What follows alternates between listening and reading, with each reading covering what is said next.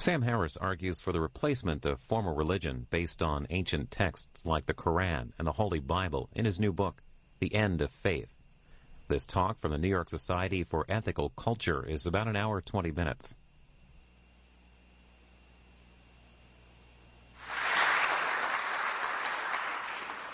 I'm delighted to welcome you on this very rainy night to what is inexplicably Sam Harris's very first lecture in New York City, which of course is where we think he belongs.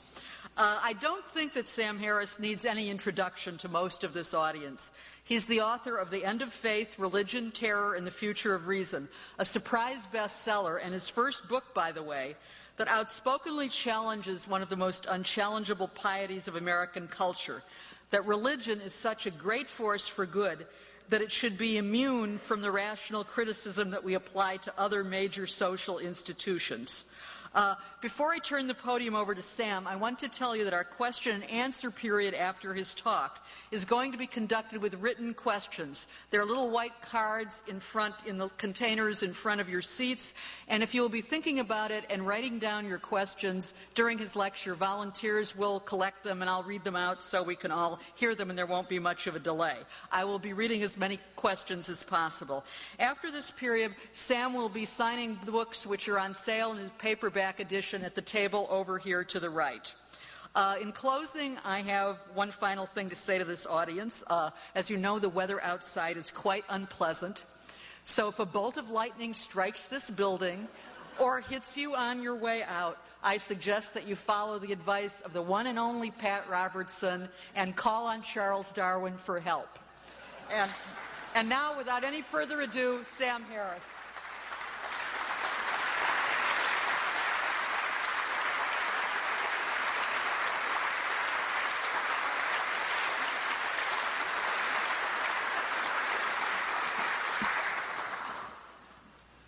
Well, thank you, Susan, and thank you all for coming on this rainy night. I also want to thank the Center for Inquiry and the Society for Ethical Culture. This really seems like the perfect merging of two organizations to bring us this talk. I'm going to talk to you tonight about belief, specifically the problem of religious belief.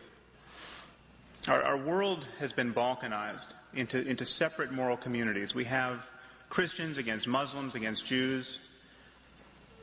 The majority of people on this planet at the moment organize their lives around a founding proposition that God wrote one of their books. We have many of these books on hand. They make genuinely incompatible claims about the nature of this universe, about the disposition of certain real estate in the Middle East. We have the marriage of quite literally first century or earlier beliefs, literally Iron Age philosophy, with 21st century destructive technology. This on its face should seem untenable to us.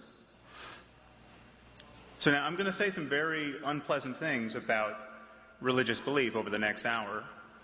And I just want to warn you up front that I know I'm going to offend some people in this room. Let me assure you that's not the point. I'm not being deliberately provocative. I am simply worried. So I'm going to worry out loud for the next hour or so. I'm mindful of the fact that 90% of our neighbors, 90% of Americans, believe in a personal God. 40% of scientists believe in a personal God, literally a God who can hear our prayers. So I'm guaranteed to offend someone here. I know this is as secular an audience as I'm going to find, but I just want to say up front that I'm needless to say, I'll take your questions, as Susan said. Well, what is a belief? Let's get into this for a minute. Beliefs are clearly representations of the world, but they are more than that. They are the representations of the world that we think actually represent the world. This is the distinction between a belief and a hope, say. When you hope that something is true, you are representing the world. You are representing a possible state of the world. When you believe that something is true, you are actually making your best effort to map reality with your thoughts. And this is why beliefs pull the reins of our emotions and our behavior so closely. This is why belief is really part of the higher cognitive machinery we have to generate expectations about the world, expectations about how our behavior is going to change our moment-to-moment experience. If this sounds abstract to you, just imagine the change that would occur in you if the fire marshal came in at this moment and said this building is about to collapse. I mean, these are mere words. This is a mere sentence. And yet, should you give it credence, should you believe it to be true, it would completely transform your physiology, your neurology, your behavior rather quickly. And so too with any other proposition that has significant representational content. Believing a proposition to be true is what opens us to the representational content of any what otherwise would be a string of words. So, what do our neighbors believe? Well, 22% of Americans claim to be certain, literally certain, that Jesus is going to come down out of the clouds sometime in the next 50 years. Another 22% think he probably will sometime in the next 50 years. That's 44% of the electorate. Now, of course, this belief does not exist in isolation. It's not an accident that 44% of Americans also believe that the creator of the universe literally promised the land of Israel to the Jews.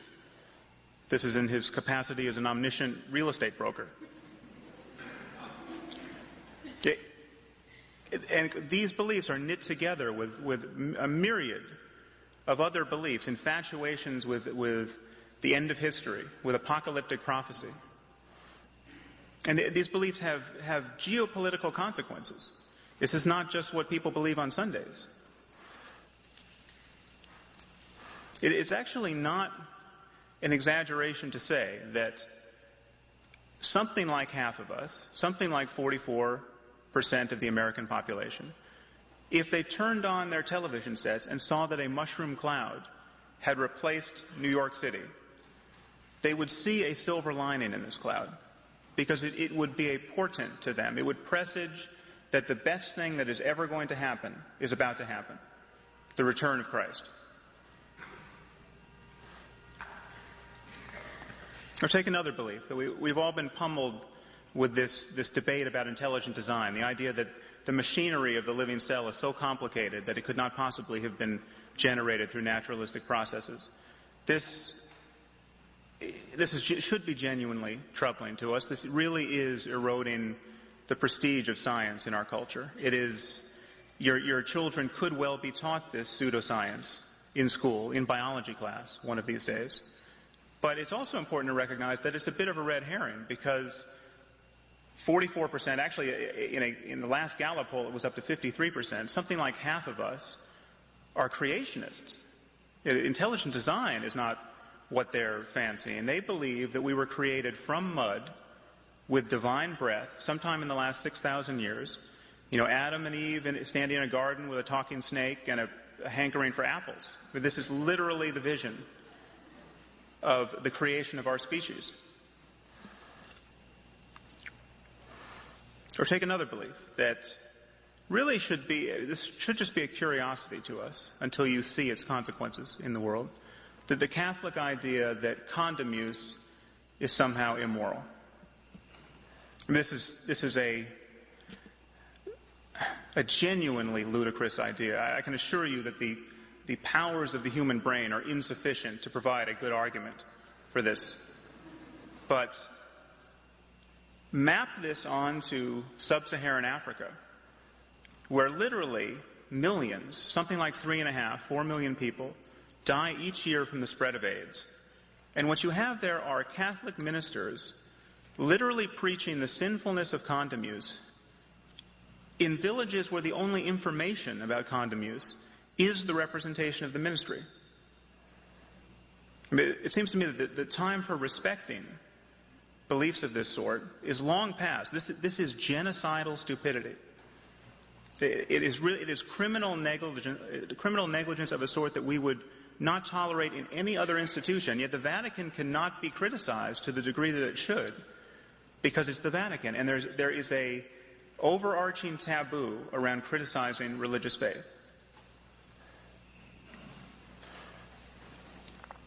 We've all assimilated this idea that we should respect other people's religious beliefs. Your neighbor has the right to believe whatever he wants to about God and the moral structure to this universe. He has the right to believe whatever he wants to about what happens after death, and you should respect these beliefs merely because he believes them.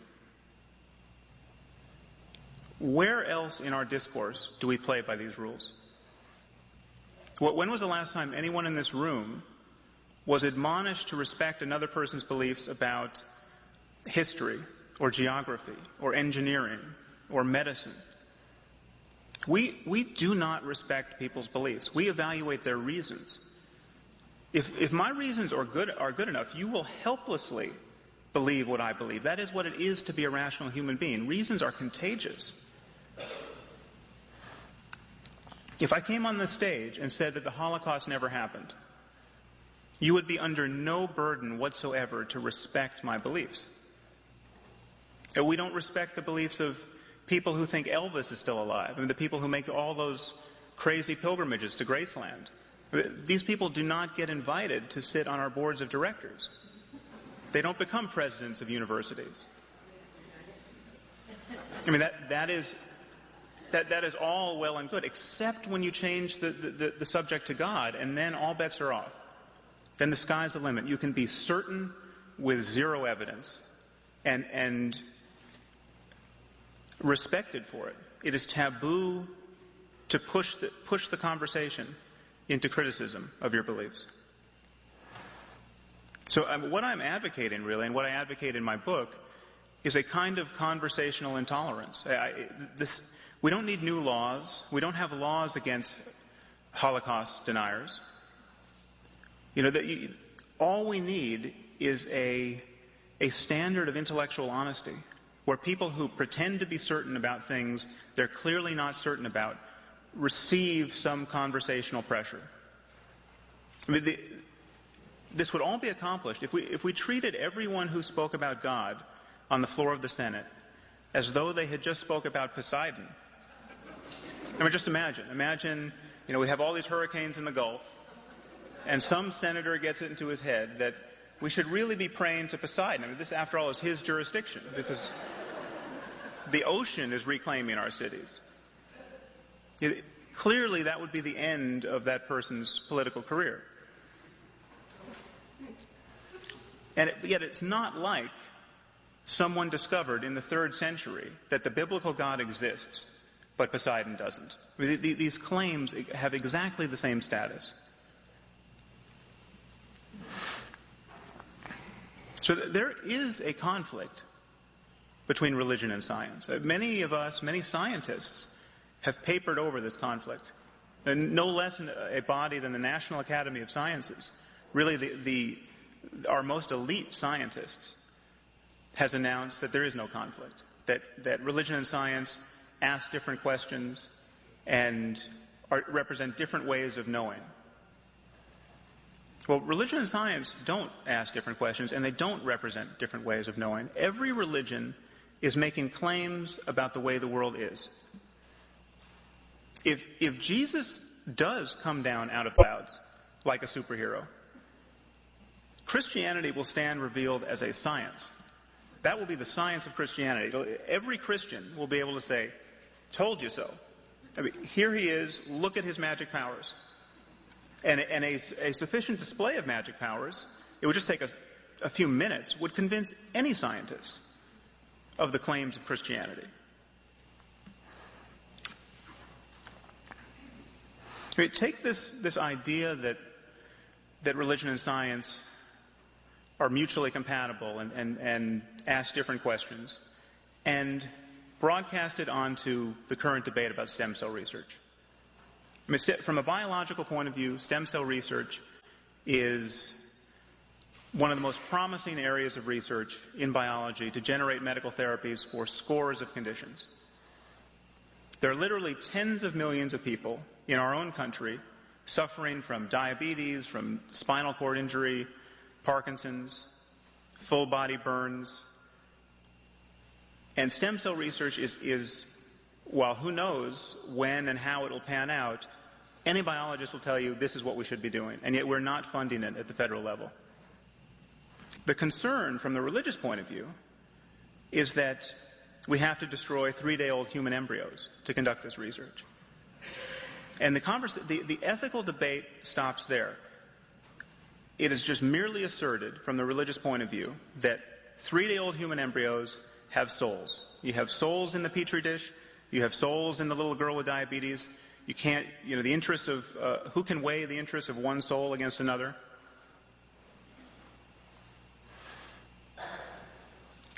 We never have to get into the details because faith stops the conversation. You just have to respect the faith proposition that life starts at the moment of conception, whatever that means. Well, let's talk about the details for a second. Perhaps it sounds scary to destroy human embryos. A 3-day-old human embryo is a collection of 150 cells. They're arranged in a sphere. There's no brain. There's no nervous system. Maybe 150 cells sounds like a lot of cells. There are 100,000 cells in the brain of a fly. Flies have brains. They have neurons. They have neurons very much like our own. If we know anything at all about the relationship between physical complexity and the possibility of having experience, and the possibility of having interests, we know that more suffering is visited upon this earth every time we swat a fly than when we kill a 3-day-old human embryo. It's not enough to say they're potential human beings. Given the advances in genetic engineering, every cell in the human body with a nucleus is a potential human being given the right manipulation. Every time the president scratches his nose, he's engaged in a holocaust of potential human beings. Take the idea that there are souls in these embryos. Well, embryos at this stage can split into twins. So what happens? We have one soul that becomes two souls. Embryos at an even later stage can fuse into what's called a chimera, becoming a single individual. So we have two souls coming into one soul. The arithmetic of souls doesn't make sense. No one is ever burdened with the responsibility of trying to make sense of it because faith stands in for ethical argument.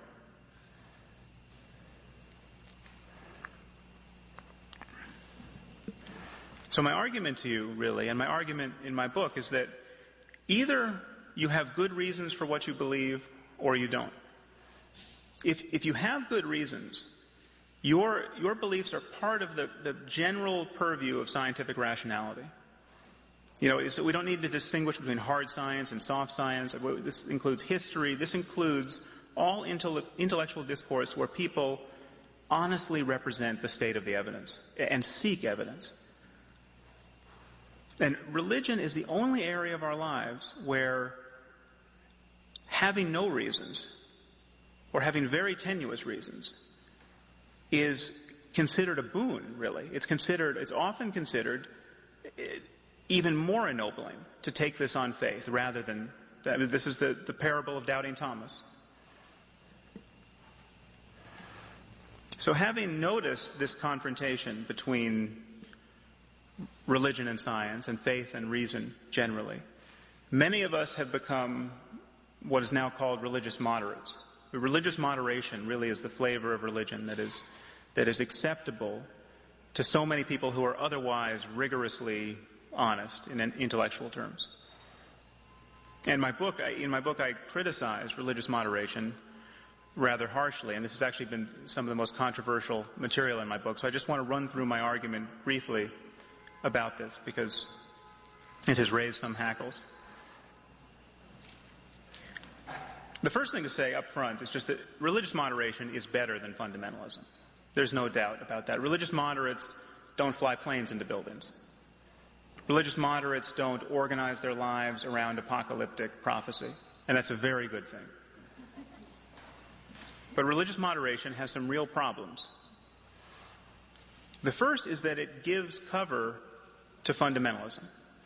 Because religious moderates have made it taboo to criticize faith. They want faith respected. They want the whole project of being religious, being identified as a Christian, a Muslim, a Jew, to be respected. That it is impossible to call into question this basic project, the ethical tenability of raising a child to believe he's a Christian as opposed to anything else. And under the cover of this respect, we are now powerless to say the very harsh and necessary things about religious extremism that we need to say, because it is taboo. You have to respect faith. Religious moderation prevents us from even noticing the differences among our religions. It is taboo to notice that all our religions are not teaching the same thing. They're not all equally wise, and where they do teach the same thing, they don't teach it equally well. I mean, where are the Tibetan Buddhist suicide bombers? I mean, if you think for a moment that the kind of violence we see in the Muslim world is born of the Israeli occupation and our misadventures in Iraq, we should see Tibetan Buddhist suicide bombers. The Tibetans have suffered an occupation every bit as brutal and far more cynical than any that we or the British or the Israelis have imposed upon the Muslim world. Something like 1 million, 1.2 million Tibetans have died since the Chinese occupation. Where are the throngs of Tibetans in the streets calling for the deaths of Chinese non-combatants? Where are the Tibetans blowing themselves up on Chinese buses, at weddings, in crowds of children, in front of the offices of the Red Cross and the UN? It's not happening. It's not likely to happen. It's not that you could not possibly form a death cult out of the principles of Tibetan Buddhism. In fact, to some degree, Zen Buddhism informed the worldview of the kamikaze pilots during World War II. But you would have to work very hard to bend the core principles of Buddhism into this kind of orgy of violence. You don't have to work so hard as a Muslim. And it would be impossible as a Jain. I mean, the Jains, this religion of India that has some 10 million subscribers, I think, the core of their religion is nonviolence. No matter how deranged you get by your doctrine as a Jain, you will get less and less violent. I mean, the really religious Jains cover their mouths with cheesecloths so they don't inhale a bug. By no stretch of the imagination can you argue that the core principle of Islam is nonviolence. It is taboo to notice this, and it is especially taboo among religious moderates. Our own religious demagogues will notice this. We can have, Franklin Graham will stand up and say, Islam is an evil religion. They'll notice the differences between religions. Everyone else has the wrong religion. But religious moderates have rendered this taboo. I want to point out that I'm not talking about a race or ethnicity. I'm talking about the consequences of ideas. When I talk about Islam, I'm talking about John Walker Lynn, the white guy from Marin County who went off to fight with the Taliban. We are at war, to digress briefly into our current situation, we are at war with Islamic fundamentalism. Not merely Al-Qaeda, not extremist Islam. The mainstream doctrine of Islam contains this notion of martyrdom and jihad. It contains this imperative to convert, subjugate, or kill infidels. Anyone who says it doesn't has not read the Quran, has not read the Hadith, or is lying about them. It is taboo to notice this. If you doubt this, if you think, I'm sure there are people in this room who are still thinking, no, it can't be religion. This is lack of economic opportunity. It's lack of educational opportunity in the Muslim world. Just contemplate for a moment the biographies of the 19 men who woke up on September 11th, 2001 and decided to slit the throats of stewardesses and fly planes into buildings. Okay, these guys were college educated to a man. Many of them had PhDs. Many of them had been educated in the West. They were middle class or better. I don't know how many architects and engineers need to hit the wall at 400 miles an hour for us to get it into our heads that this is not merely a problem of education or economics. These were not guys who had spent a lot of time agitating about regime change in the Middle East. These were guys who spent an inordinate amount of time at their local mosque in Hamburg talking about the pleasures that await martyrs in paradise and demonizing infidel culture. The circumstance we are in is much more sinister than many want to realize. It is possible to be so well educated that you can build a nuclear bomb and to still think you're going to get the 72 virgins in paradise. That is how partitioned the human mind is, and that is how balkanized our discourse is. That is how immune religious propositions are to critical pressure, conversational pressure in our discourse. 40% of scientists believe in a biblical God. That does not suggest that there are good scientific reasons to believe in a biblical God. That suggests that 60% of scientists are not doing their jobs. That there really is an argument to be won here. So the problem with religious moderation, another problem, is that moderates are blinded by their own moderation. A moderate doesn't know what it's like to be certain of paradise. A moderate doesn't know what it's like to be certain of God, to be certain that the book he keeps by his bedside is the perfect word of the creator of the universe. And so when the moderate sees the jihadist in the video camera saying things like, "We love death more than the infidel loves life," and then he blows himself up, it's the moderate who's left wondering, well, that couldn't be faith. I mean, that's propaganda, I don't know what that was, but that's not religion.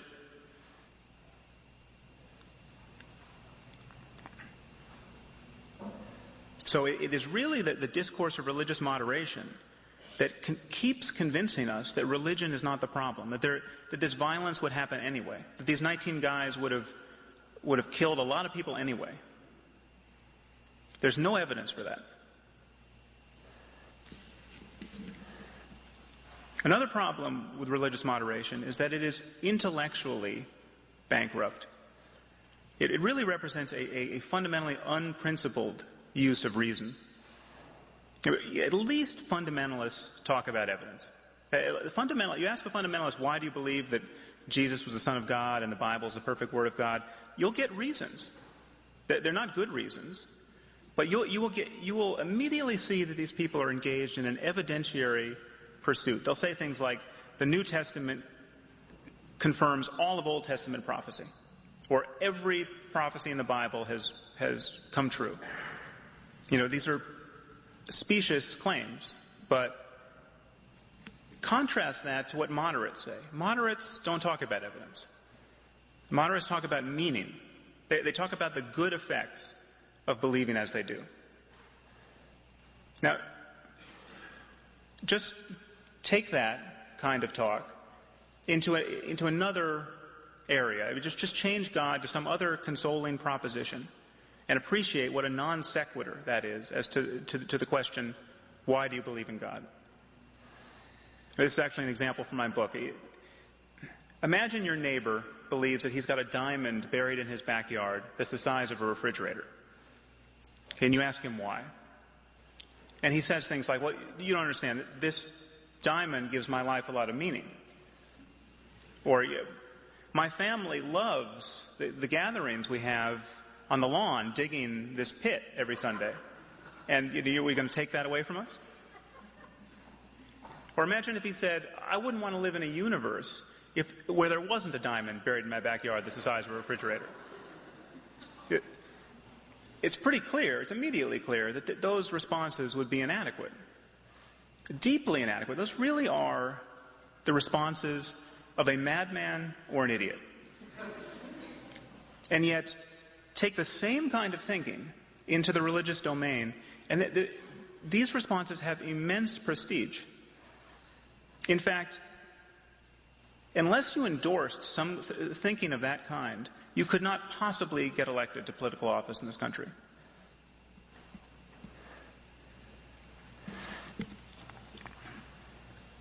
Another problem with religious moderation is that it is theologically bankrupt. It is not like if we just read the books more closely, we would discover all these reasons to be moderates. I got news for you. I've read the books. God is not a moderate. What you find in these books, there's no place in the books where God says, when you get to the New World and you develop your 3 branches of government and you have a civil society, you can just jettison all the barbarism I recommended in the first books.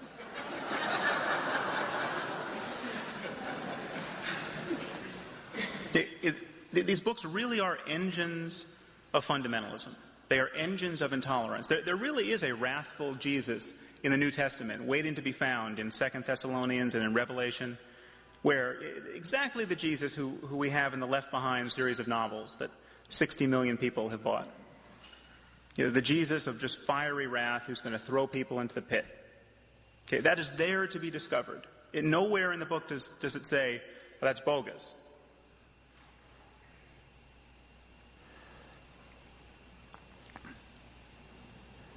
It's not an accident that people like St. Thomas Aquinas or St. Augustine, really the people who are still taught as the great lights of the Western tradition. In Aquinas' case, he thought heretics should be killed outright. In Augustine's case, he thought they should be tortured. Augustine's argument for the use of torture laid the foundations for the Inquisition. This is not an accident, and it's perfectly reasonable. We have this idea that the fact that we were burning heretics alive for 5 centuries in Europe, this represented some kind of departure, a civilizational departure into psychopathology. It didn't. It is perfectly reasonable to do this if you believe the books. I mean, the heretic next door, given certain beliefs, is far more dangerous than the child molester next door. The heretic can say something to your child that will damn his soul for all time.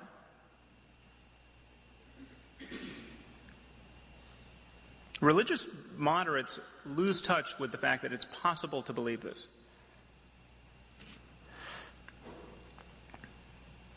And finally, the problem with religious moderation is that because it is constitutive of merely our relaxing our hold upon these ancient superstitions and taboos, because it doesn't call the basic project of affiliating yourself with these traditions into question. It doesn't call into question the project of venerating these books to the exclusion of any other books. Because it doesn't, it prevents us from developing modern 21st century alternatives, really bringing the full measure of our creativity to bear on questions of human happiness.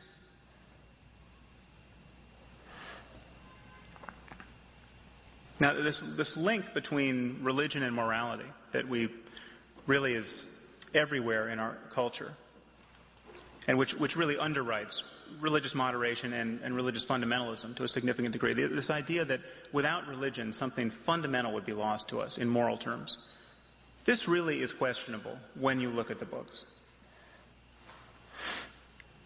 The truth is that not even, just to speak specifically of the Bible for a moment, not even an Orthodox Jew or a fundamentalist Christian can take God at his word, given how sadistic God is in books like Leviticus and Deuteronomy and Exodus.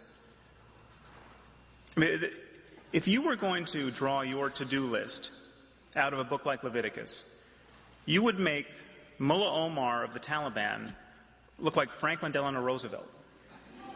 I mean, it paints a vision of life so needlessly horrible, so subversive of the basic project of creating a sustainable society where human happiness is even possible, that we effectively have edited the Bible. Even fundamentalists have. But it's important to point out that nobody ever says these passages are immoral. I mean, the idea that you find that a woman is not a virgin on her wedding night and you stone her to death. You stone homosexuals to death. If your kids talk back to you, you stone them to death. If you go into a town and you see someone praying to a foreign god, you kill him, you kill his family, you kill everyone in the town. Okay, these are not metaphors. These are not analogies for some spiritual struggle within. These are explicit directives to kill people for theological crimes. No one ever says this is immoral. Christians just say we don't have to do this anymore because Jesus brought us the doctrine of grace. Well, incidentally, Jesus also said that every jot and every tittle of the law has to be fulfilled. So the inquisitors of the Middle Ages had a rationale for practicing this kind of law. And I can assure you that St. Augustine and St. Thomas Aquinas had read the Sermon on the Mount. They managed to square the ministry of Jesus with their impulses to kill people for thought crimes.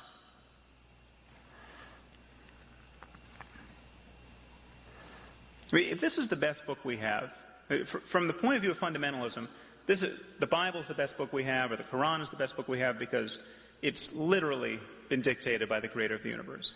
From the point of view of moderation, these are the best books we have, but who knows what their source is. Just the smartest people who ever lived wrote these books, say.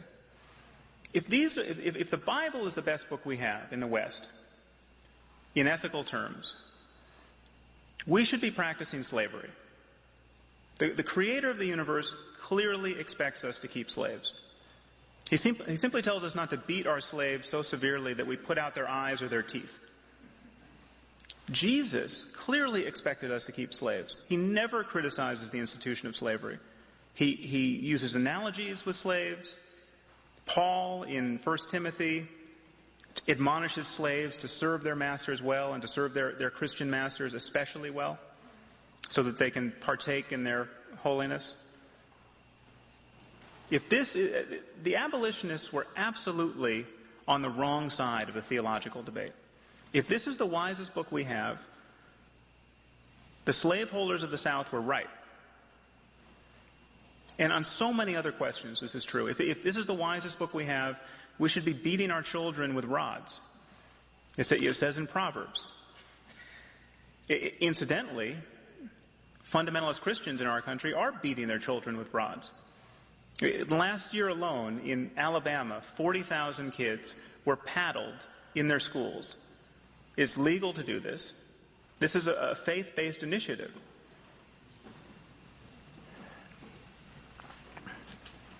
It's important for us to recognize that we decide what is good in the good book. We cherry-pick these books based on our own ethical intuitions. All we have to decide questions of ethics are our own ethical intuitions and the ethical intuitions of others who we are in conversation with. You can put your faith in a 21st century conversation about ethics, or you can put your faith in a first century conversation as preserved in these books. And the problem of faith really is that it is a conversation stopper.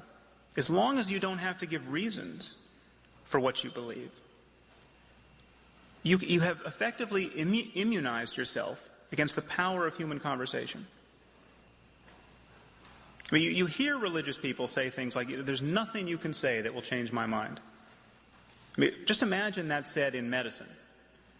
If there's nothing that can be said that will change your mind, if there's no evidence or argument that can be adduced, that proves that you are not taking any state of the world into account in your beliefs. The problem with this is that when the stakes are high, we have a choice between conversation and violence. At the level of society, we have a choice between conversation, negotiation, and war.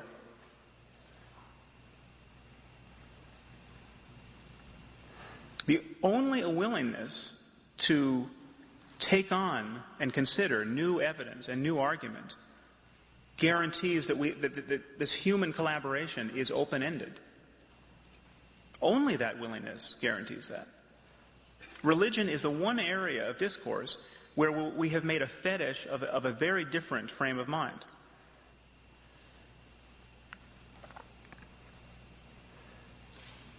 And this leads to two kinds of violence, two kinds of conflict. I mean, first we can concede that there are other sources of human conflict. There would be wars without religion. There's tribalism, there's nationalism, there's racism, ethnic rivalry. But there's no kind of us-them thinking that really makes a transcendental object of the differences between in-group and out-group. I mean, the difference between you and your neighbor is not merely skin color, it's not merely language, it's not merely politics, it's not merely that you want his belongings. It's that this difference, this means something for eternity. And so what you have are populations of people who organize their moral identities around their religious affiliation, whether or not they care so much about the theological details. And this leads to conflict when a society is stressed. Over and over again, we see societies breaking down along religious lines. This happened in Ireland, Bosnia. You know, it's not that the Irish were fighting over the doctrine of the transubstantiation, but their identities, their core moral identities, were built around religious affiliation. Then there's the other kind of religious violence, which is explicitly theological, where you literally have people killing other people because they think the creator of the universe wants them to do it, and they think there will be a reward for doing it. And the preeminent example of this is what we see every day on the front page of the paper, that this jihadist violence.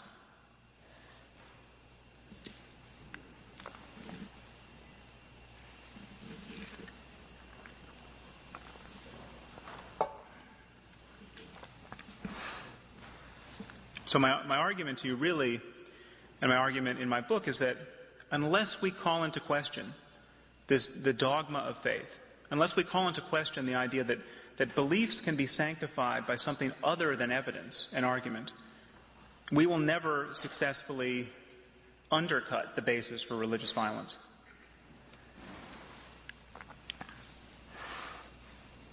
Now, I've said many nasty things about religious faith. This is not to say that religion is merely a shell game.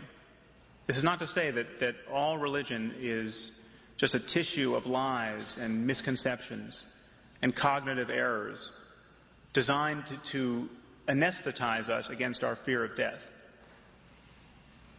It is that to some significant degree, but it is more than that. There is no doubt that people have spiritual experiences. I use this word spiritual and mystical in my book, and I use them in scare quotes because, frankly, there are many embarrassing associations with these terms. But there is no doubt that people have extraordinary transformative experiences and can have them deliberately.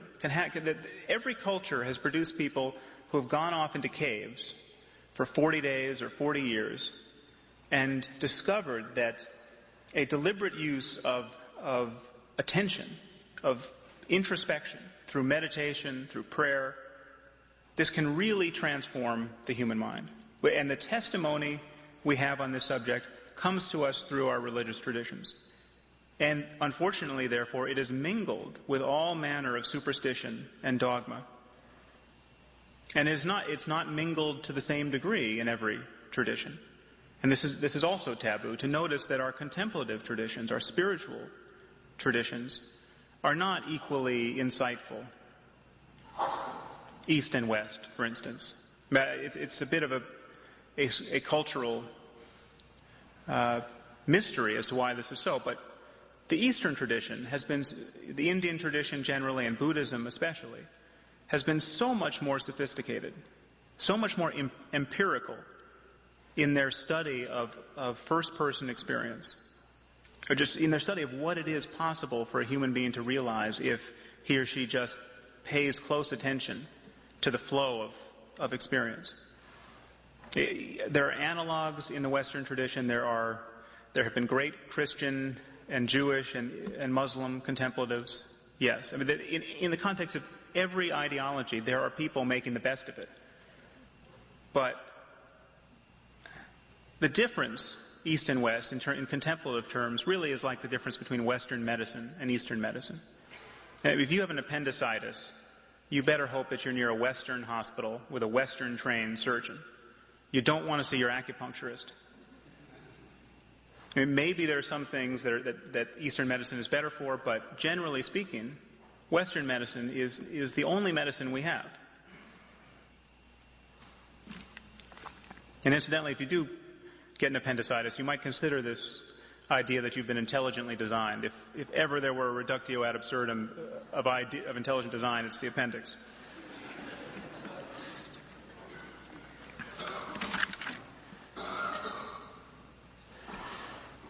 So in the West, we've had an impoverished conception of sanity, really. We've had an impoverished conception of mental health. We think that, if you're walking down the street talking to yourself too much, and we all do it a little, but if you're doing it too much and not censoring yourself in front of other people, you're crazy. But if you talk to yourself all day long, silently, if you just know enough to shut up about it, but you're talking to yourself, thinking, from the moment you get out of bed to the moment you fall asleep, that's perfectly normal. That's compatible with perfect sanity. That is not the Eastern, and especially it is not the Buddhist view. I mean, in Eastern schools of meditation, they have discovered that there is an alternative to being lost in thought, moment by moment. In the West, the testimony on this subject is really thin. I mean, in the West, we have been standing on the shoulders of dwarves in contemplative terms.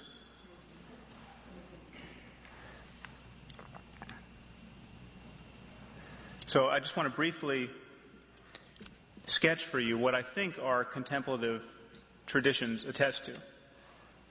And this is something that is actually getting a lot of scientific interest at this point. As you probably know, there are meetings between the Dalai Lama and Western neuroscientists. I just came from one in D.C., and this was devoted specifically to the clinical applications of meditation. But there is dialogue between Western scientists generally and contemplatives about how first-person data, first-person experience can be brought into the charmed circle of third-person experiment, and how we can use this to understand the possibilities of human well-being a little bit better. So briefly, the first fruit of this dialogue really is the insight that positive human emotions, positive human traits, are skills. They are trainable. I mean, just as you can learn to play the piano, you can learn to feel compassion for somebody when you otherwise wouldn't. You can learn to feel joy at the success of another person rather than envy. And you can learn this because our brains are really plastic. Our brains are instruments that change based on how they are played. And it's really quite magical that this is so, but it certainly seems to be so. Who knows to what degree our experience can change the brain and therefore change the possibilities of future experience. But we know that it does. And therefore, what you think matters. What you feel matters. How the kinds of intentions you form toward other people matters. Whether you act ethically matters. And what you pay attention to, moment to moment, what you notice matters. And it even just matters for health. We know that stress is so corrosive of physical health now. We know that even if meditation did nothing other than reduce stress, it would be worth looking into. And we know that the brain is intimately linked with it, obviously the autonomic nervous system, but the endocrine system, the immune system. These systems are affected by your conscious emotional life and in turn affect the brain, its physical structure.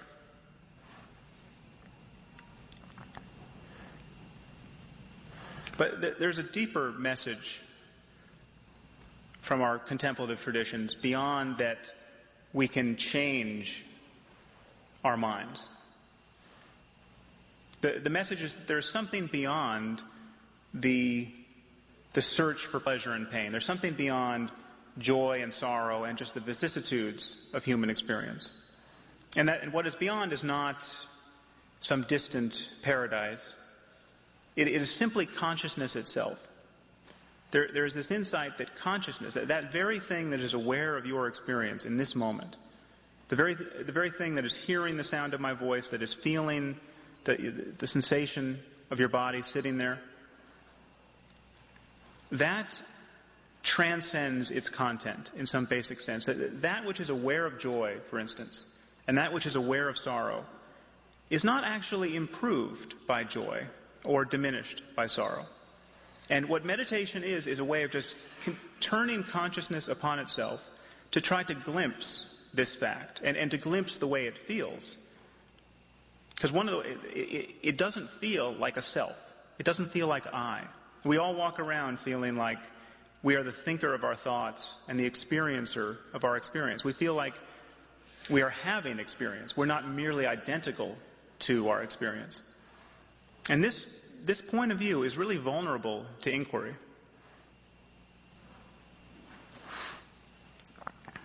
I mean, if this seems just impossibly abstract, by analogy, I just want to point out to you, maybe I can tie it down to something that we all know is so.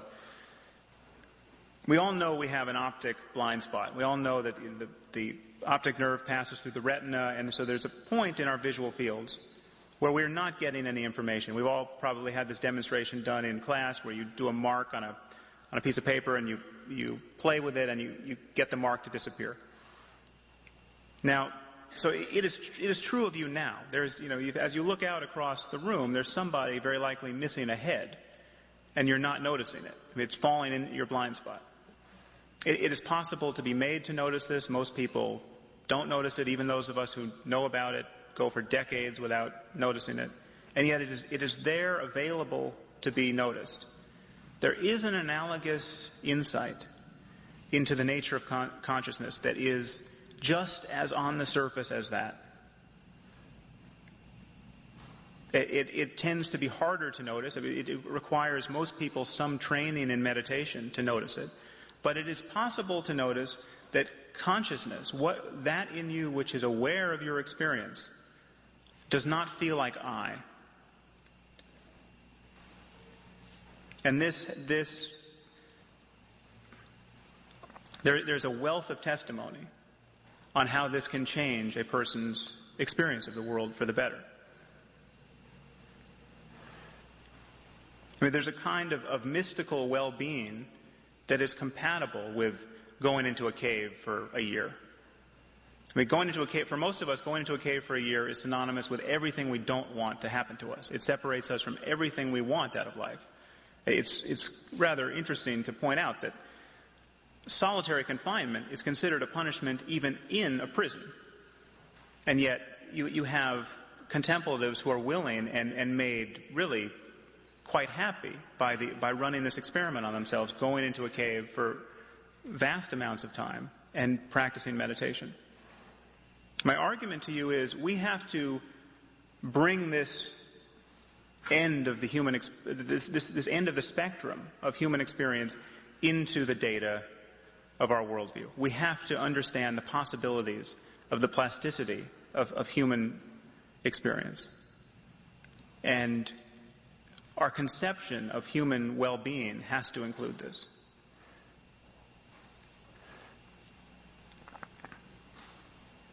So in conclusion, I want to say that what we really need is a contemplative science.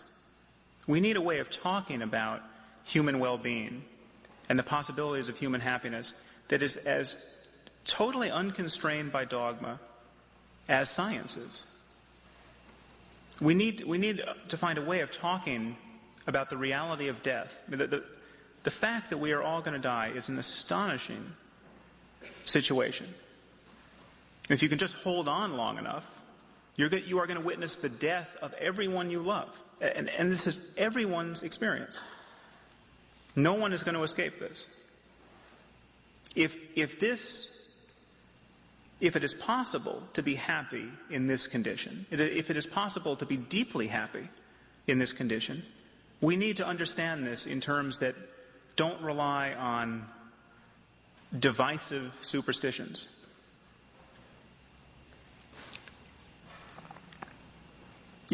If there's an important role for ritual in our lives, if we need to mark those occasions in every human life, birth and weddings and deaths, with profundity, if this is actually doing some serious work for us, we need to understand this in rational terms. We need to develop language that is not first century superstition. So one way to summarize what I've said to you is that I'm really arguing that every one of us is a scientist, in that every one of us is making a claim about the way the world is. Every one of us wants to understand reality. None of us want to be confused. None of us want to be mistaken about the situation we're in. But there are areas of intellectual honesty in our culture where science is good, and there are areas where we have a fundamental double standard, where certainty has been unlinked from evidence. But just as everyone is a scientist, everyone is also a mystic, in the sense that every one of us has been born into a circumstance where we are helplessly seeking happiness in a condition where experience is always changing. What you get, you lose. And we are all interested, whether we have time to think about it or not, we are all interested in finding just how happy, how much well-being can be enjoyed in this circumstance. And in designing a civilization that can promote it. So I'm just asking you to imagine what it would be like to have a society where our conversation about human well-being could proceed totally unconstrained by dogma, where really we could bring the full measure of our creativity to bear on questions of human happiness. And my argument is that to get there, to get from here to there, the end game for civilization is not mere tolerance of other people's irrationality. It is not political correctness. It is reason. Thank you very much.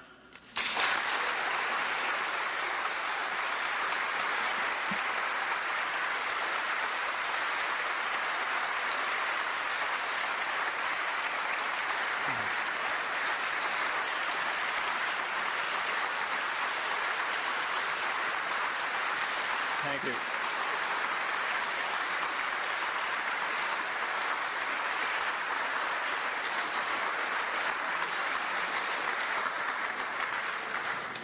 All right. As your questions are being collected, they're going to be brought to me. And meanwhile, while they're being brought, I will start off, Sam, with a few questions.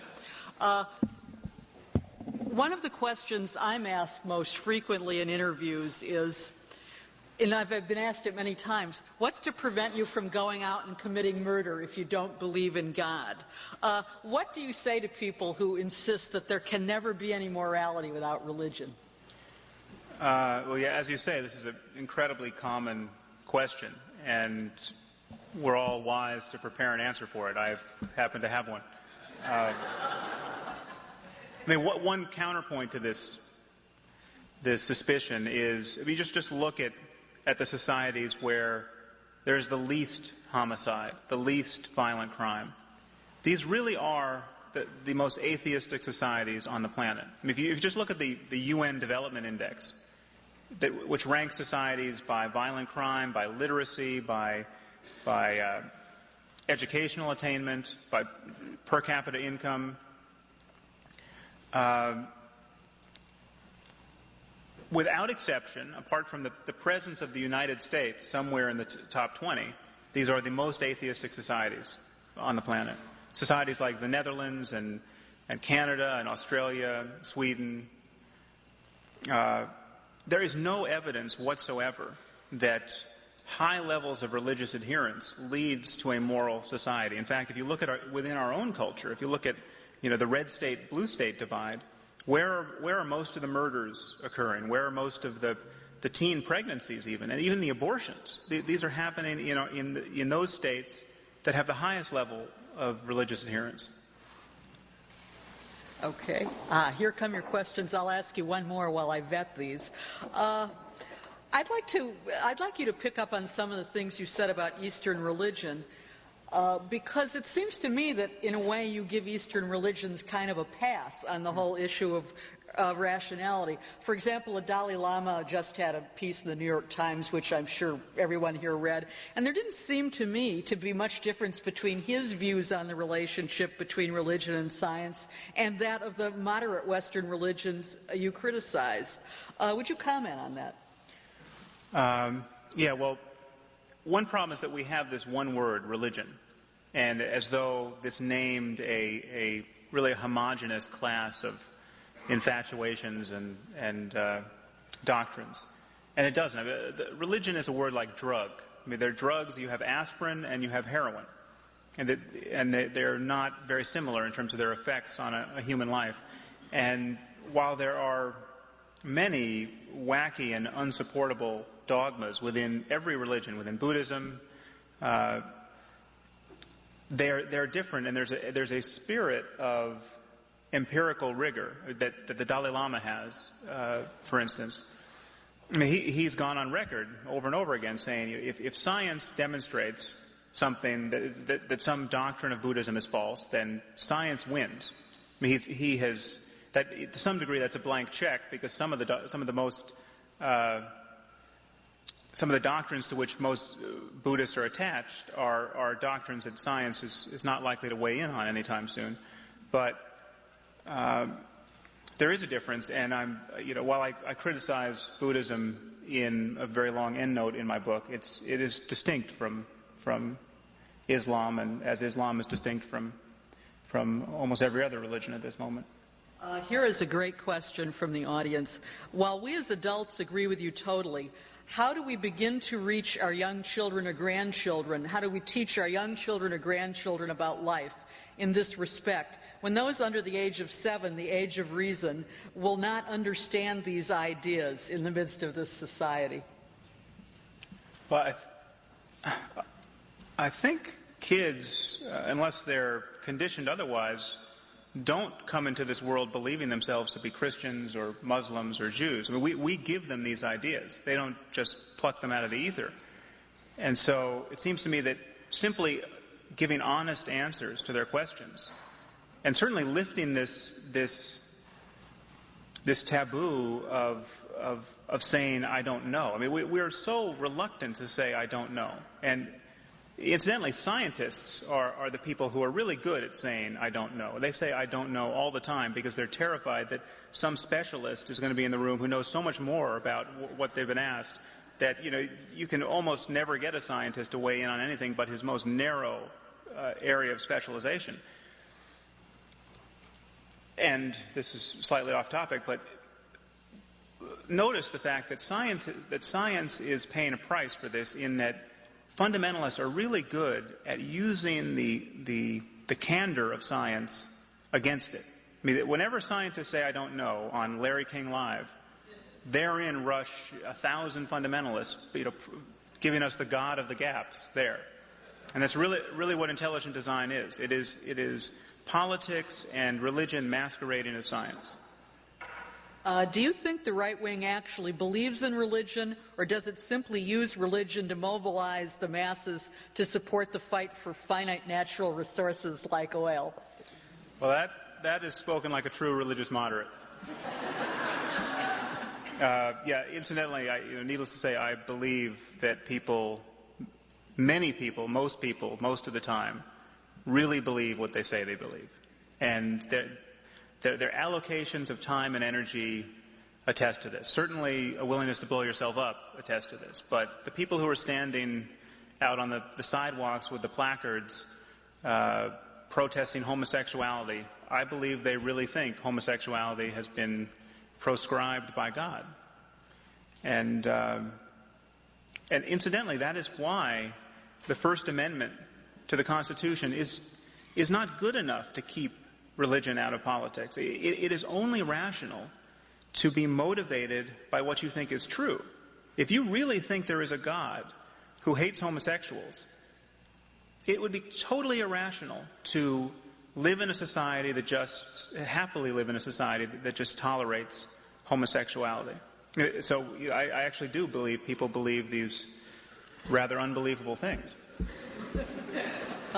What percentage of your reader feedback has been hostile, and how hostile?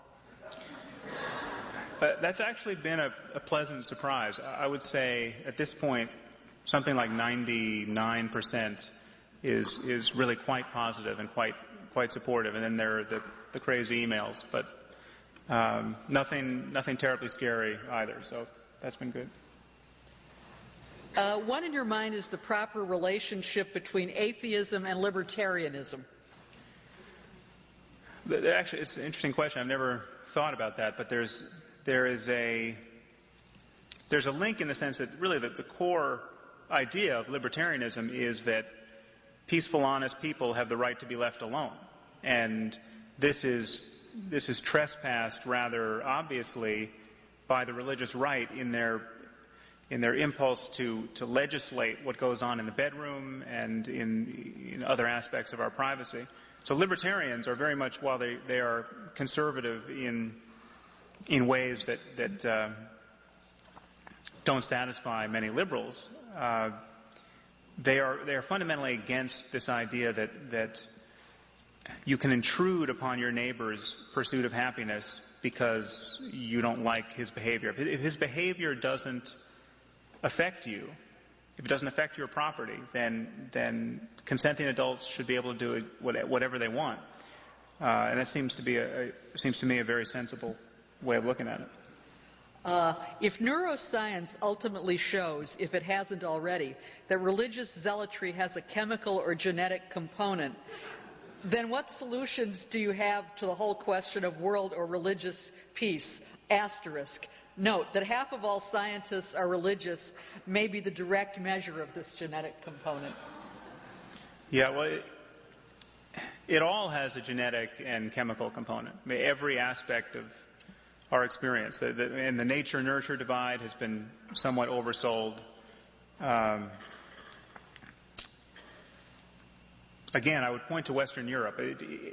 There is a level of unbelief in Western Europe, in a country like Sweden, for instance, that is just the polar opposite of our situation. Here we have something like 3 or 5% of Americans who will call themselves atheists, and maybe 10% who are just fundamentally unsure. We have 90%, basically. 83% of Americans believe that Jesus literally rose from the dead. Something like 80%, depending on how the question is asked, 60 to 80% of Swedes are atheists. So unless you're going to allege some real genetic difference between Swedes and Americans, it doesn't seem like a genetic problem. It really, to my mind, is a conversational problem. This is related. Why is the United States going backward in terms of its attachment to religion, while the rest of the educated world, Western Europe and Asia, is going forward? In other words, what accounts for the extraordinary persistence of fundamentalism in America compared to the rest of the developed world? Yeah, it is a persistence. I don't think it's that we're necessarily going backwards. It's certainly become more visible, and it has become politically more empowered. But the levels of fundamentalism, if you look at just the Gallup polls over the last 70-some-odd years, the numbers of people who believe that Satan literally exists, for instance, have been really constant within a few percentage points. I mean, incidentally, it's 68% of Americans believe that Satan literally exists, and 28% believe that evolution is a scientific theory backed up by evidence. I mean, the most tenuous possible accommodation to the last 50 years of molecular biology and the last 150 years of biology.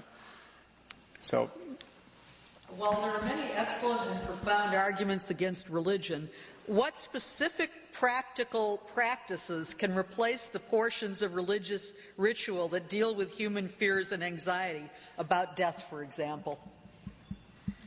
Yeah, it's a good question for which I don't have any kind of comprehensive answer. I mean, it's something that I'm thinking about. It's something that we have to make up out of our own honest conversation. It is. It's really not the kind of thing that can be engineered in advance. I mean, people just have to start being honest with one another and see where that honesty takes them. When you're not sure of something, don't pretend to be sure. You know, and these nuances are preserved. Even fundamentalists are intellectually honest generally. I mean, no one is eager to go by the Brooklyn Bridge as a fundamentalist. I mean, they want evidence. They want an honest representation of the state of the world. It's just that we have dumbed down our conversation so much on the territory of religion that we are playing by a different standard.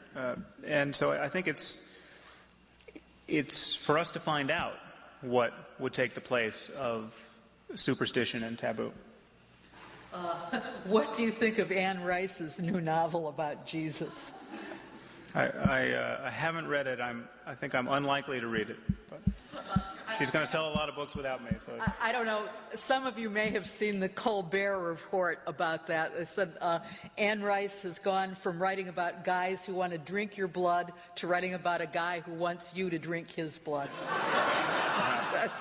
Not mine. I wish I'd thought about that.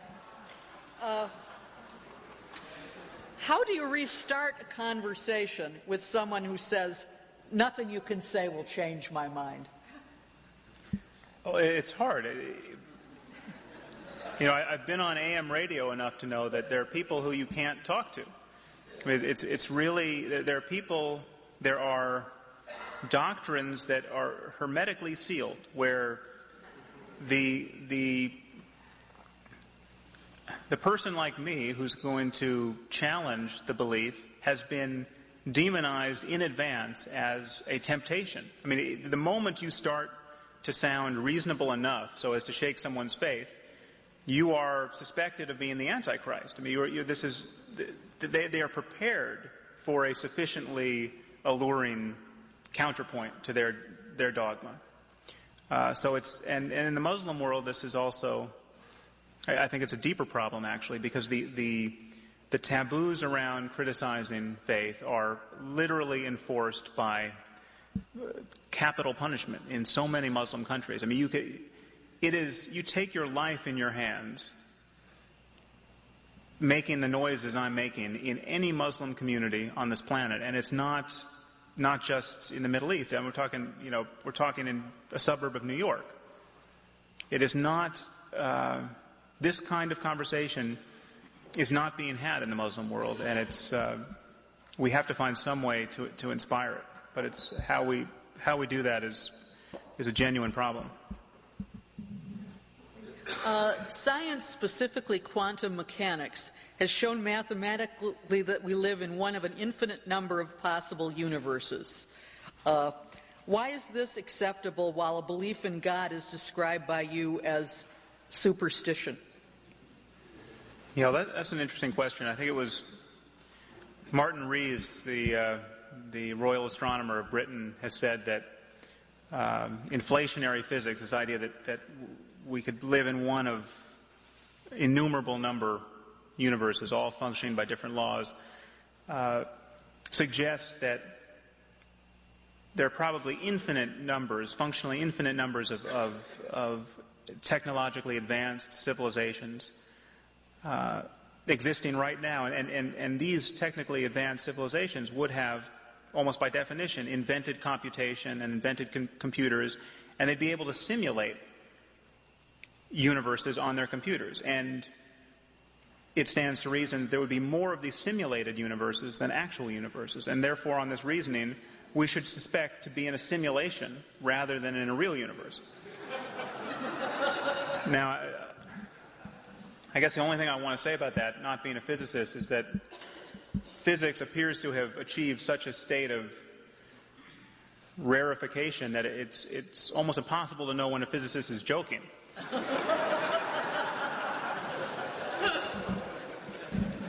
So nobody's going to be burnt at the stake or stoned to death or imprisoned for a difference of opinion on cosmology, and I think it's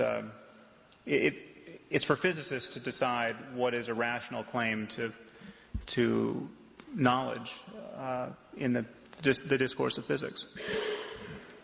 If you ever believed in a God, what happened to make you begin to question that belief? I didn't believe in that kind of God. We've all believed many things that now embarrass us in hindsight. But no, I never was quite that far afield. Do you see any downside to excessive meditation, which could result in being disassociated or spaced out?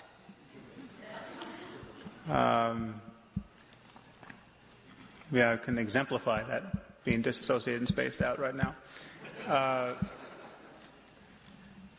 It's like anything else.